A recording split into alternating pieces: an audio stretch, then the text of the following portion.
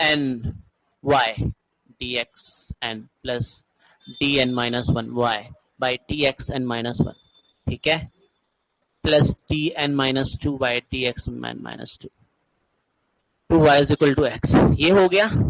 अब यहाँ पे हम क्या करेंगे, एक काम करते हैं कि एक डी ऑपरेटर लेते हैं जिसमें हम क्या करेंगे, डी बाई डी एक्स की वैल्यू हो जाती है, क्या हो जाती है, डी बाई डी एक्स की वैल्यू। तो अगर हम इस पर पुट करें तो क्या हो जाएगा, डी की power N Y plus D की power N minus one Y plus D की power N minus two Y is equal to X, right.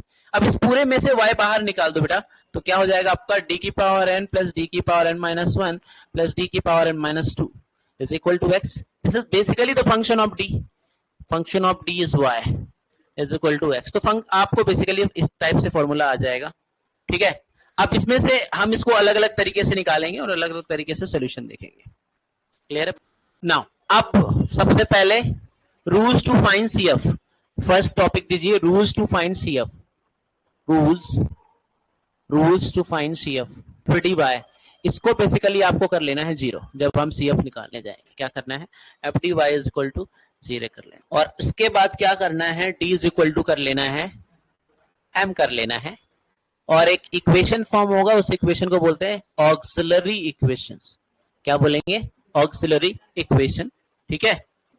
क्या हुआ, कोई डाउट है क्या बोलते हैं, ऑक्सिलरी इक्वेशन। और ये जो इक्वेशन आता है इसकी अलग अलग वैल्यूज हैं, अलग अलग इसकी वैल्यूज हैं और अलग अलग इसके रूट्स होंगे, ठीक है, अलग अलग रूट्स होंगे। लेट सपोज मान लो पहले आपने रूट्स निकाले, मान लो m को आपने सॉल्व किया और m की आपको डिफरेंट डिफरेंट वैल्यूज आ गई। लेट सपोज पहली वैल्यू m1 m2 ऐसे करके आ गई या m3 आ गई, ये रूट्स हैं, m की अलग अलग वैल्यूज हैं m1 m2 m3 करके। तो इस केस में जो CF का फॉर्मूला बनता है वो क्या होता है बेटा, E1